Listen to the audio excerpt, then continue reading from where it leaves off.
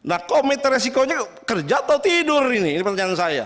Pimpinan, kami akan menyampaikan beberapa hal dalam kaitannya insiden yang terjadi di Terminal BBM Pelumpang yang terjadi tanggal 3 Maret 2023.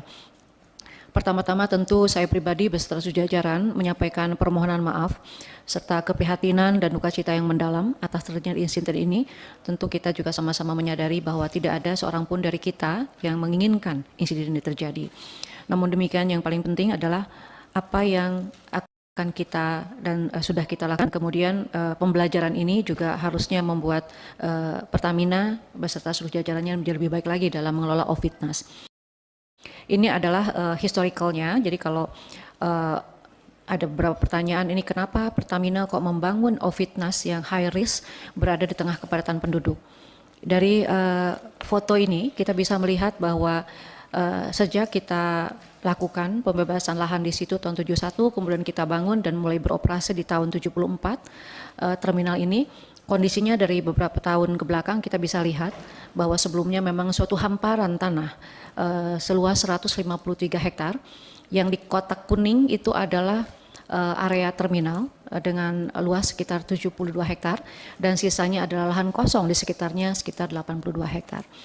Berjalannya waktu kalau kita lihat 87 mulai kelihatan ada di ujung sana ada beberapa penghuni yang datang dan kalau kita lihat kondisi hari ini 2023 sudah sangat padat di mana di pagar pembatas sendiri di situ sudah nempel penghuni warga. Lanjut. Jadi secara kronologis dari kepemilikan atas lahan ini tersendiri, ini dilakukan pembelian di tahun 1971 dari PT Mastrako seluas 153 hektar. Dan tahun 76 Kementerian Menteri Dalam Negeri ini mengeluarkan penetapan tentang area tersebut adalah diperuntukkan untuk pembangunan instalasi minyak. Nah, tadi seperti kita lihat di gambar dalam berjalannya waktu hari ini itu yang kita bangun sebagai terminal adalah sekitar 72 hektar dan sisanya 81,6 atau sekitar 82 hektar ini yang sudah dihuni oleh warga yang sudah padat di sana. Nah, tahun 2017 sebetulnya kami sudah melakukan inventarisasi terhadap 81,6 hektar ini yang dilakukan oleh PT Survei Indonesia. Jadi kalau kita lihat itu kita sebut yang A itu adalah lahan yang ada fasilitas Pertamina sudah dibangun. Yang di A besar itu adalah terminal BBM Pelumpang, yang A kecil di ujung sana itu adalah El Nusa, di mana di situ juga ada beberapa tangki. Nah, B, C, dan D 2017 kami lakukan inventarisir, itu ada warga sekitar 34.707 orang dengan jumlah KK itu 9.234 KK. Jadi hari ini tentu itu sudah lebih banyak lagi yang tinggal di situ. Jadi masing-masing A yang sekarang terminal BBM adalah 71,9 hektar, kemudian yang B itu lapisan pertama itu 11 hektar, kemudian C 12,5 hektar. Nah, yang besar ini adalah 57,9 hektar. Inilah tanah merah yang sering disebut. Yang di sini adalah tanah merah bawah, yang merah inilah tanah merah, ada sekitar 58 hektar.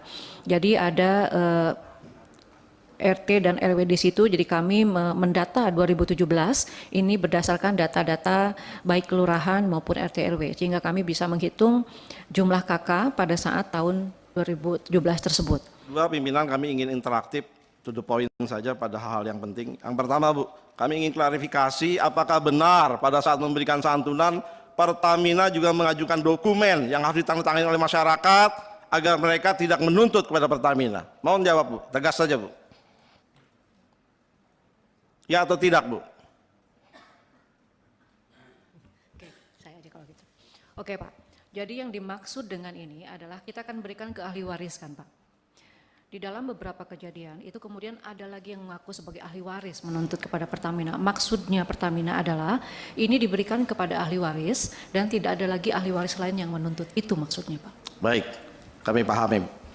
Yang kedua, kami juga ingin interaktif. Apakah di Pertamina ada komite resiko, Bu? Ada, Pak. Ada ya? Nah, jadi saya juga punya pengalaman di BUMN, komisaris, di tingkat direksi ada komite resiko, di tingkat komisaris pun ada komite resiko. Nah, ini sangat penting menurut saya. Tadi juga pimpinan sudah menyampaikan bahwa jangan sampai 2 tahun ini 6 kali kecelakaan, 6 kali kebakaran, kurang lebih 4 bulan sekali terjadi kasus. Ini kan seperti minum obat ya, kecelakaan. Hari ini yang terbesar, ini terbesar sekali. Karena pertanyaan saya, audit komprehensifnya kapan dijalankan sehingga bisa dipetakan oleh komite resikonya. Nah, komite resikonya kerja atau tidur ini pertanyaan saya. Komite resiko lah tampil di depan, termasuk juga nanti menyusun peta resiko, sehingga ada langkah mitigasi yang dari sana keluar agenda perawatan secara masif untuk yang dikatakan merah, kuning, hijau, kan demikian. Karena pimpinan kami menghimbau kepada Menteri BUMN dalam kesempatan ini, jangan Pertamina dikejar profit, dividen.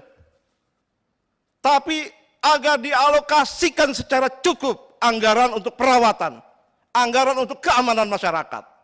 Ini pimpinan sangat penting menurut saya. Jangan sampai alat-alat peralatan sudah tua, tidak dimitigasi, tidak dikasih anggarannya, lalu kita menerima resiko seperti ini.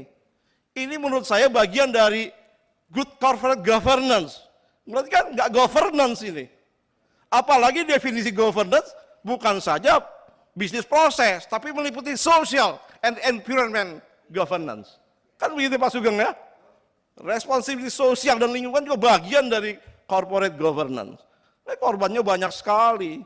Jadi kalau hanya yang dituntut profit, dividen, terbengkalai perawatan, lalu audit komprehensif tidak dijalankan, ini riskan. Nah, ini adalah bagian untuk melindungi keselamatan masyarakat dan juga keselamatan instalasi pemerintah.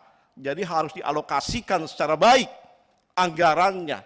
Karenanya nanti pada saat eksekusinya kami meminta kepada Pertamina harus dilaksanakan secara baik, secara ahsan, dialogis. Jangan sampai mereka yang menderita main sekedar gusur. Tidak, harus dilaksanakan ganti untung yang baik. Sehingga ya bisa menerima dengan enak. Karena tentu saja Bapak Perjuangan ini bagian yang sangat vital. Saya mengamati